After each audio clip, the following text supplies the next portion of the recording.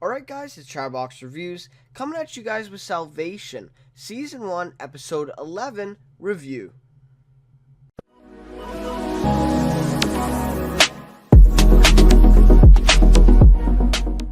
So, this episode was pretty good.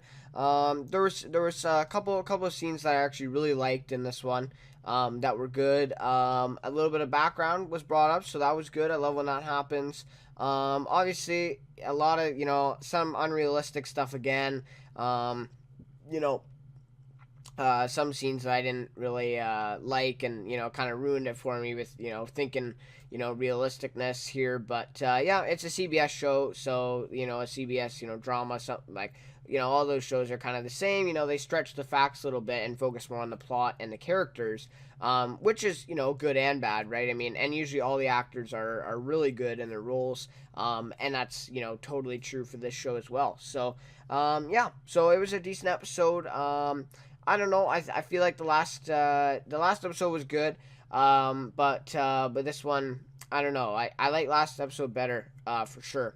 But yeah, I'm just not sure about this one. But anyways, let me get into the recap, and then I will share my thoughts, a little bit more and give the rating. So, anyways, so this one starts off with Monroe Bennett is his name. We kind of know him as Bennett. And he makes his speech to the country now. And we learn that President Mackenzie died after after that press conference. So I didn't see that one coming. I thought that she'd just be ill and, she'd be unfit. So, she'd just not be president anymore. And, she would just get, more sick and eventually, pass away. But yeah, she just passed away, like, basically in one day, overnight, the way this story takes place. So I thought that was, like, maybe not unrealistic because she was pretty ill, but I thought that it would take a longer time for her to pass. So that was kind of interesting that she died, and obviously, that just creates more chaos. And obviously, we kind of know that Bennett probably did it. I mean, he was maybe even the guy who started the whole illness for her, and then eventually ended up killing her. So I don't know, we'll have to see. I'm guessing we're going to get that in the next two episodes, but that's just my sort of prediction there. Kind of an obvious, like I saw that right away. So then Bennett has a conversation with Claire, and he tells her that, they will save the world with what they're doing, their plans and stuff. Keyword is they, right? Both of them will. So we find out that Claire is actually in on it and has been probably the whole time, right? Because, the way he talks to her and stuff sounds like maybe they're even partners, and, he's going to make her his chief of staff as well.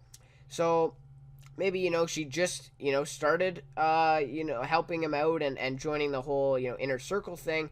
But I have a feeling that she's been with it the whole time. And I think she actually cares about Harris, realistically outside of this. And that's why she told him about the inner circle thing. But only him. She hasn't told anyone else, Grace or Darius or anyone. So I think that, means that she has been in on it for a while. So she's kind of been conning everyone. And yeah, so she was on our side for, I think, one or two episodes there. And, now we find out that she's sort of the villain again, which I'm not surprised about, So, anyways, so then Nicholas, Tanz, of course, he's now the new CEO of Tanz Industries. So he holds another board meeting. Darius shows up, which, kind of surprising. He tells the board that he retains his board membership, even after, there's a new CEO. He finds some technical way in the bylaws and stuff to, be able to still, sit in on the board, even though he's not the CEO, which makes sense, which, I kind of expected after last episode. That's just not usually how things go, just because they're not CEO. They didn't sell his share or whatever, so obviously, he's still part of it. And, yeah, just a smart move by Darius. But still, it is still a fact that Nicholas is now the CEO. So, Darius doesn't have really control, you know what I mean? Nicholas is still the guy right now. So yeah, he's still on the board, but he doesn't have the CEO position. So then Amanda gets removed from the press corps group, and at this point I was like, thank God. I mean, like, this girl deserves it to be kicked off this group thing. I guess this was sort of like the group that attended all the press conferences at the Pentagon and that stuff. And so she got removed from that, and I was like, yes, like, that's awesome. Just something to get her back finally for all the stuff she's been doing. But um, I also do care about her a little bit too, right? I mean, like, she's helping the group out, really, not even, trying or knowing about it, but she is helping the group out a little bit, about launching that story and stuff I think it was last episode or one episode before. But yeah, so I was just kind of it's kind of a funny moment there. So she says she wants to find out what President Mackenzie never got to say in her speech before she died, and obviously, that could be a big story. It's an important press conference, and she kind of figures that out. And so I'm just gonna, put this whole storyline into one little thing here, and I'm gonna skip a bunch of scenes. So just bear with me here. I think I'm gonna do that a little bit more in this review than usual reviews. Just I find it a lot easier to just combine stuff. So anyway, so she goes and meets with President Mackenzie's speechwriter at a bar, has a drink with her, so she's kind of bonding with her a little bit, and then kind of convinces her. And by the way, she had a drink with Jillian as well, so she knows what she's doing. She knows how to get to people. But she convinces her to work with her, to help her understand what President Mackenzie was going to say. But we know the speechwriter didn't have access to the whole speech, so there's no obvious answer here that she can give her. But yeah, so basically Amanda ends up with sort of this outline of the speech with numbers and stuff. So some words are missing, but you can kind of infer what it was about a little bit more. Better than nothing. So Amanda shows this to her boss, and I do like the character of her boss. I forget his name off the top of my head. But I really like that character. I mean, he's just, grounded, and, he's kind of the realistic person, right, compared to her, and she's kind of, out there and crazy, at times. So yeah, I really like that sort of grounded character there. But anyway, so basically, she finds out that the name Project Sampson, she finds out about that in the speech. I guess it was in there somewhere. Obviously, she doesn't know what it is, but we know that it's the big asteroid that's coming. That's going to be an extinction level event. So yeah, that's a huge deal, right? And she even says, a Project Atlas, the story of the decade. This is going to be the story of the century. So I really like that line. I thought that was really good. Obviously she doesn't know, right? But we do. So kind of a good perspective there. Maybe even, story of like the millions and millions of years, right? I mean, this asteroid comes and is an extinction level event. So yeah, that was kind of interesting. I like that. So then Harris is asked by the new president, Bennett, and Claire to find the location of the resist hacking group. He doesn't really think much of it. Okay, he kind of agrees. And he's shown pictures of his son and Zoe. So the president says, here are the leaders of the group, sort of thing, right? These are the local leaders or something. Obviously he's surprised. Something for me, though, to note, I mean, Claire knows Harris pretty well. They were in a relationship before, and president, they know each other's, they have kids, they have a family and all that. So my question is, and it was pretty recognizable in the pictures, you could see pretty much his whole face. So realistically, I think they would have found that was Dylan. I think, real life, they would have probably pieced that together. But in this, they luckily don't for Harris, and Grace, and, Dylan and Zoe. So yeah, so that was kind of interesting there. But they basically think they're the leaders, so Harris tells them that he can count on him. Obviously he's lying through his teeth because that's his son. He's not gonna kill his son. He's not the best dad, but he's not that that kind of guy. And so yeah, so President also says then at the end, he says I want to treat them like a terrorist group, and they need to be taken out at all costs. So yeah. So that was interesting, and a little far-fetched, I think, for new president. But obviously Bennett, we know that he has a hidden agenda, and he's not a good guy. So yeah, not surprising. So then I don't know. I wasn't a big fan of these scenes in this episode. I thought it was just like a little too much, like a little too extra for me. Um, yeah, but anyway, so Liam and Jillian go for a picnic for the day to forget, their work lives and the world, what's happening right now.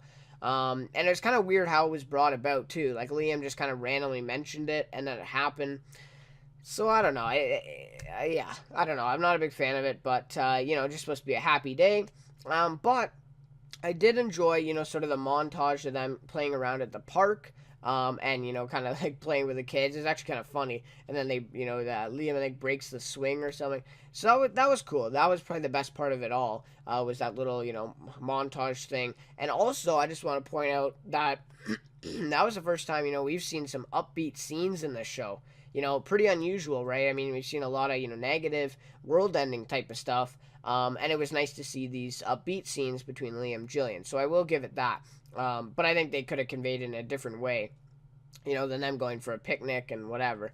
So then Liam, after that sort of montage is over that we see, he asked Jillian to marry him.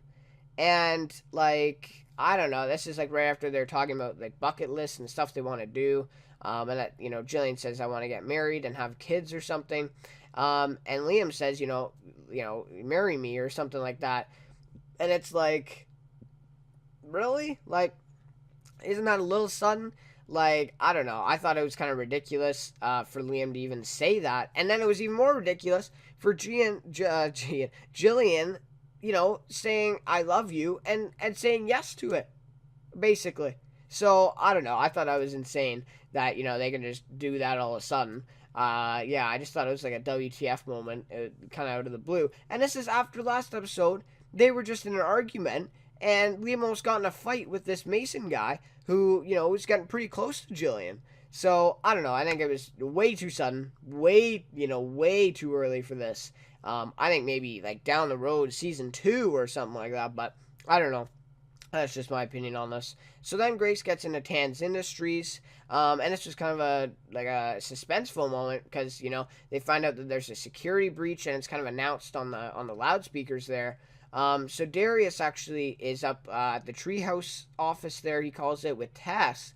And he actually leaves her, to come down to meet Grace. But he tells Tess there that he can't reveal where this $1 billion that Nicholas is talking about has actually gone. He can't tell her, he can't be honest with her. And he, he doesn't want to tell her the truth because, obviously that's, high stakes, right? I mean, you tell her the truth, secret's out. So, obviously I don't think she'll tell anyone, but, just the size of, the magnitude of this secret is really, really big. So yeah, then Darius comes down after that. He tells Grace that she's the security breach, and, that it's no one else, and that's why they were sort of quarantining her a little bit from the rest of the people there. And, he says that her phone, later on, he says her phone has been an open microphone for a while. So they basically bugged it so that, everywhere she goes, they can hear her talking, they can hear anything, she's saying. And, it comes up, that they can hear everything but when she's at the Pentagon and Tanz because, they have firewalls or something like that.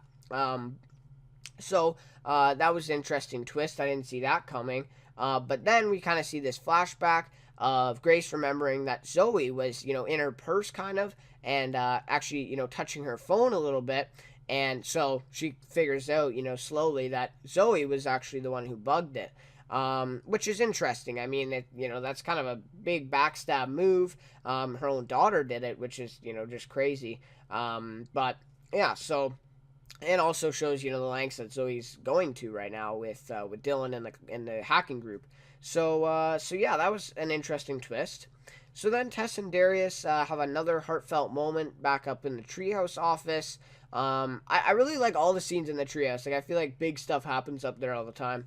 But Tess sees that Darius named the computer system after her just before, she gets up there. And that was a weird moment. I mean, it was like, I wasn't sure how she was going to react. She was going to be happy about it and, kind of embrace it, or if she was going to be like really weirded out and, have really awkward conversation with Darius about it, right? I mean, it's kind of weird. I mean, if I walked into a place and, the computer systems and all that is my name, I don't know. I think I'd be more weirded out than complimented, but it is what it is, and they've obviously known each other before, so that's a little bit different. But yeah, basically they kiss. I wouldn't say make out, but it was kind of getting there. But they have a really good moment between them. And she says to him, "Do you believe in second chances?" So I think that was kind of an iconic line in there, because I mean that's just so relevant to all the stuff that's going on. Not just that, Tess and Darius are kind of rekindling the relationship. It's just, so many things right now in the show. Launching the gravity tractor. It's their second chance for that.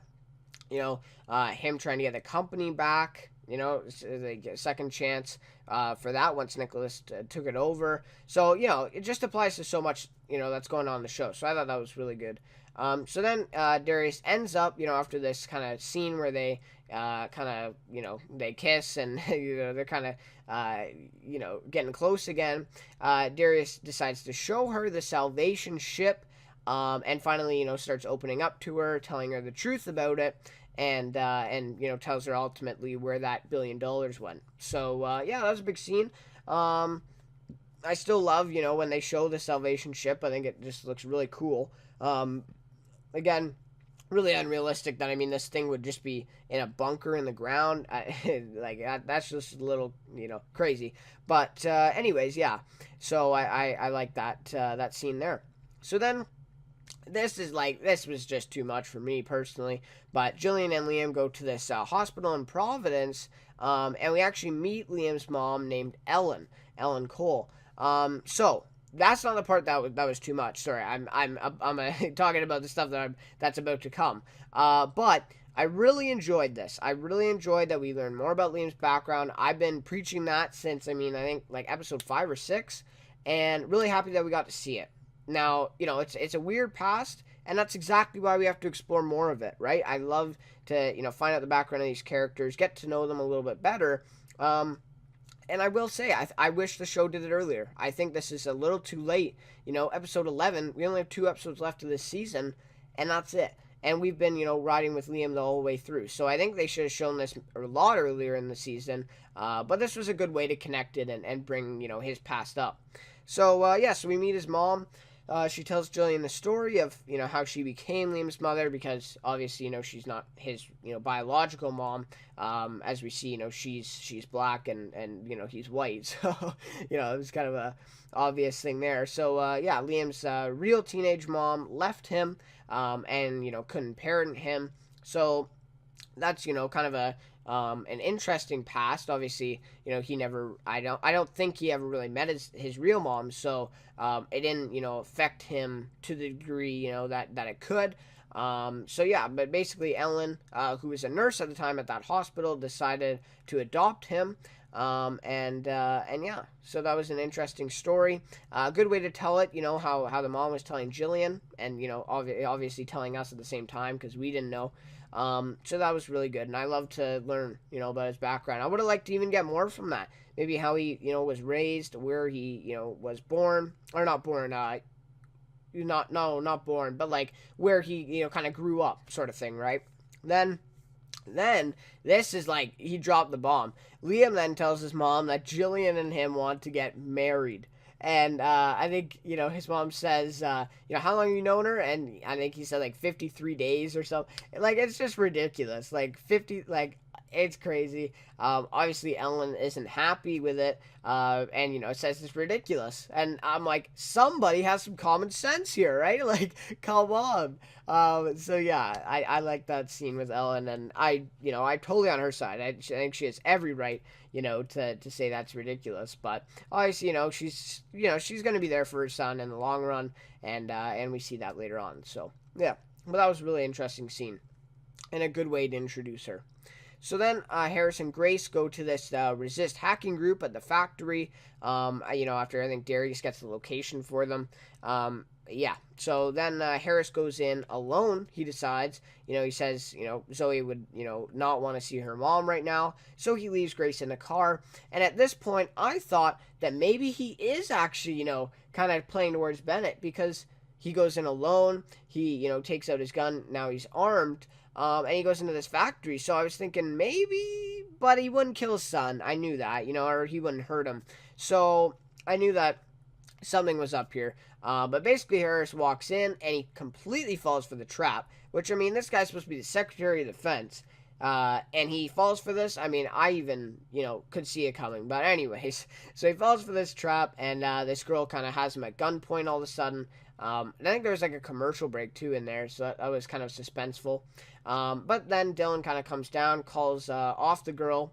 Has this gun to him, and he said, "Do you know who you're dealing with?" and stuff. I think he said it like 3 times in the show so far, and it never works for him. Like, they just keep doing whatever they want. So, anyways, so Dylan then talks to his father. He comes down. Harris tells him that he needs to leave the building and pack up for his own safety, right? Because he knows that the president wants basically to eliminate the hacking group, and is treating it like a terrorist group. So he's going to go in to kill. So kind of a warning sign there, and just shows that Harris still does really care about his son. And I mean, what dad wouldn't do that? What wouldn't warn him about that? Because obviously Dylan has no chance against the president's guys. So then Dylan also tells him that Zoe's safe. Harris asks about that, so that's interesting. We don't know where she is, but he says she's safe. So we'll see. Next episode, I think that's going to come up. I think I did see that in the promo. So then Harris also, before he leaves, he says, he tells him that he loves him, and he kind of comforts him, which is a good scene, to see that, Harris showing some emotion. We don't see that a lot, right, with his job. So, yeah, so that was good. Show Dylan some emotion, and I think that's like that alone, not the whole warning thing, but I think that alone was the factor that got Dylan to actually get out and trust his dad. So that was good. So then, I mean, I don't know. And then Jillian runs out on Liam. They're in this like miniature church sort of thing. I think there's like 4 rows or something. They're at this like little service, and they actually had a minister there that was gonna marry them. Like, they actually had a guy there. And so I don't know if this was in the hospital. I kind of think it was, because I don't think I ever saw them leave the building. So I don't know. Like, do hospitals usually have like a miniature church thing there? I don't know. But it was just kind of weird. And the fact that they had minister was just kind of funny. Yeah. So, Jillian says, things went too fast, and, she can't do it. And I was so glad, that this didn't happen. This didn't go through. Because I was about to scream at the TV, right? I was like, no way this is going to happen. But it didn't. And she kind of, got out of there and, had some common sense, right? So she says she does want to get married to him, but, not right now. They're going to wait and see. And she also, had a good point where she said, getting married now kind of, tells us that we don't believe in the future. And, it's obviously a big, problem, right? I mean, you got to have some confidence here with this asteroid and the end of the world sort of threat, that they should have, hope in the future. So I think that was a good point she made. And then we see Liam's mom, Ellen, kind of come out and kind of bonds with them a little bit and hugs them. And the actor who played Ellen also, she did a great job in this episode. I just like to say she was good. And I liked her facial expressions too. Like, she was funny in a lot of the deliveries of her lines. So I thought that was good. So then this was kind of my favorite scene. Now I say favorite because it got something good done, and I thought it was well done. But there was some other scenes in this that I liked as well. That just like mattered more to the story. But basically Darius takes Nicholas out for an airplane ride, and makes, basically puts them into a nosedive all of a sudden. They're kind of just up in that plane, and Darius has this plan. And, this was really, really foreseeable. I mean, they kind of foreshadowed this when Nicholas told Tess the secret. And, the fact that Darius was said, we're going up for a plane ride. And he also said, we're going I'm going to show you their secret, and we know it's the Salvation ship, and we know that they don't fly there. So this was all foreseeable. So basically, he puts them in a nosedive, and he basically makes them, they're gonna crash, right? If he doesn't do anything. So he says we're gonna crash unless you tell me, what you loved and lost, because Tess tells Darius that Nicholas said that to her. So it's a very intense scene. I thought it was very well acted by Santiago Cabrera, and the guy who plays Nicholas. I'm not sure his name. I don't think he's a big actor, but yeah, very well acted, I think. Both guys, it was really, realistic. It seemed like they were actually going to die. So that was good. Kind of showed, like, the stakes there. So then Nicholas eventually, after a while, finally, and I think they actually see, like, buildings there in the city, that they're really that close to ground level there in that airplane going down. So now then finally he tells him that Darius, his father stole Darius's mom away from Nicholas.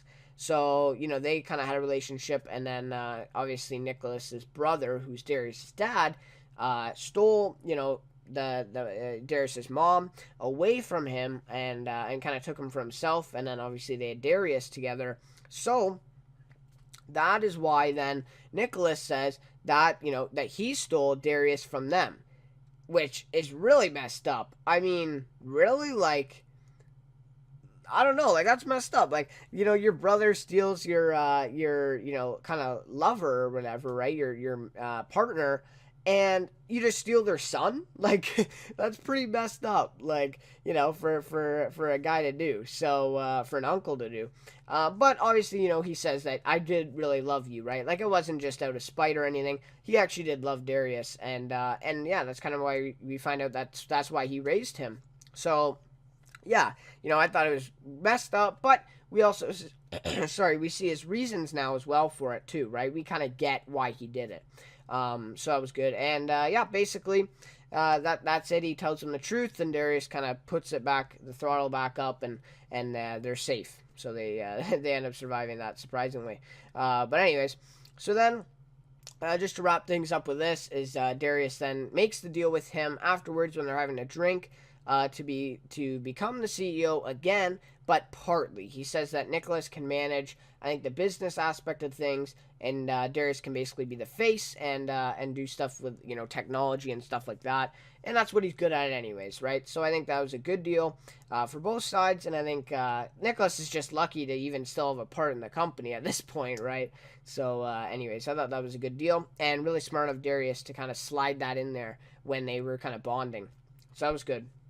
A really good scene there.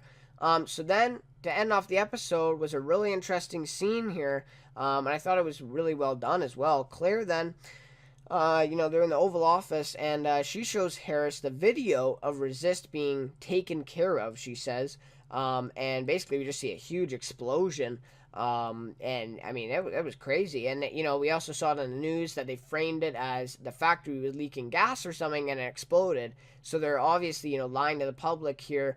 We know that men went in there and caused the explosion. So she says that there were 6 bodies found. So yeah, it's pretty sad actually. That means that 6 people from this group actually, passed away in this explosion. And yeah, obviously, they're not innocent, right? They are criminals. But to the extent of, blowing the whole thing up to smithereens was, a little far-fetched for a hacking group. They really weren't terrorist, organization. But anyway, so I'm wondering if those 6 were, I'm wondering why Dylan wouldn't tell them to get out as well after Harris told them. So I'm starting to think maybe those were like fake bodies or something that they planted in there. I don't know. But I just don't know how 6 people wind up dead when Dylan knew that they were coming. So obviously he didn't warn them or something. And yeah, so we kind of infer that Dylan got out. So he wasn't one of those 6.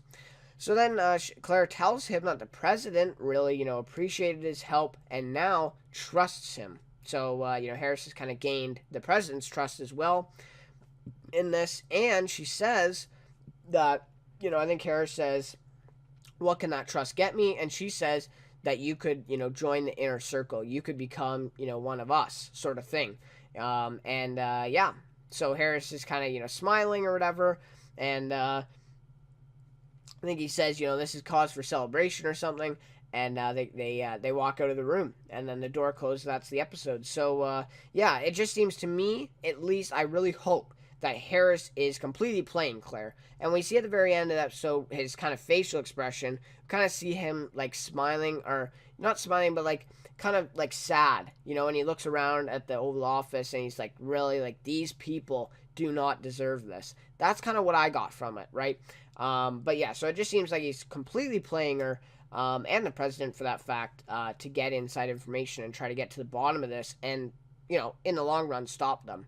So good on Harris, for risking basically a lot, as of now. I mean, he's already, part of this conspiracy a little bit with this resist explosion. So anyways, that just about does it for the recap of this one. Now I will get to my rating and my thoughts for this episode.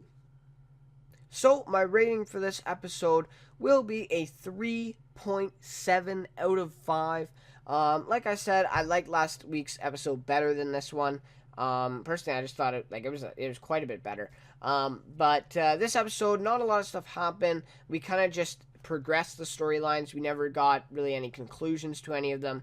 Yeah, the CEO one, maybe, but Nicholas is still part of the company right now, so that hasn't fully been taken care of. The resist hacking group kind of has come to an end because of this big explosion, and killed 6 people. And the Tess and Darius stuff, it was good, but at the very end, they say, this isn't the right time, and they kind of tie that up. So, yeah, so that we are not really getting anything there. Really, though, the main thing that is kind of corresponding here is the whole inner circle thing and the whole corrupt president storyline. So I don't think that'll even be wrapped up in the finale, I would have to say. I mean, maybe they have to because they're not sure if they're going to get a season 2. But I don't know. At this point, I think they will. But yeah, so we'll see how that goes. Yeah, so other things. Liam and Jillian scenes weren't that amusing to me. I like that we saw Liam's background, but I feel like they could have done it in a better way. I'm not a big fan of any, really, Jillian scenes. She's just kind of an annoying character for me. Darius and Nicholas, it was great build-up to that plane scene. How Nicholas told Tess, and then Darius is kind of thinking, about his uncle. He gets back on the board. So I thought that was good build-up to that scene, and that scene was really well done. I'm liking the way they're going with Harris here. His storyline that he's going to kind of be, one versus all, or, a man against, basically the whole government now. I really like that storyline, and I'm excited to see where it goes for the rest of this season. But I will have to say, we didn't see much Grace this episode. I think she was only in, 2 scenes the whole episode. So also we do know that Jennifer Finnegan, I think, was pregnant at the end, or she is pregnant right now, I think, but she was pregnant at the end of filming, I think, for Salvation. So maybe that's why she's not in as much, because obviously they can't show her pregnant in the show. So yeah, maybe that's why she wasn't in it much, but I would have liked to see more of her. I mean, she was really only in 2 scenes, so that's kind of my take for that. My favorite character for this one is Harris Edwards, played by Ian Anthony Dale, and yeah, he's doing a great job still. And like I said before, I really just like the way his storyline's going here, the way he saves Dylan, shows some emotion. That was good. We don't see that a lot from him. And yeah, I just like the way also, that he's playing Claire, and the president here, and furthering his own agenda by doing it. So yeah, really great character, and I'm really liking him more. Earlier episodes, wasn't a big fan of him, because he was kind of with Claire, working with her, but now I'm a big fan, and I'm really interested in the character, and we'll see where that storyline goes. So anyways, pretty excited for next week's episode. We're nearing the end of summer TV, guys, so 2 episodes of this left, 1 of Suits, I think 2 of Zoo, and 2 of Sinner. So, and then that'll be it for the summer, or at least for me. So yeah, so anyways, and then of course, fall will start, and I'm going to be doing some shows for that. So anyways, guys, thank you so much for watching this review. I know this one's a little bit long. In the future, I'm trying to trim these reviews a bit down, but recaps just take a while, so please bear with me for that. Anyways, yeah, like I said, thanks for watching, and I'll see you next week for Salvation, Season 1, Episode 12, second last episode of this season.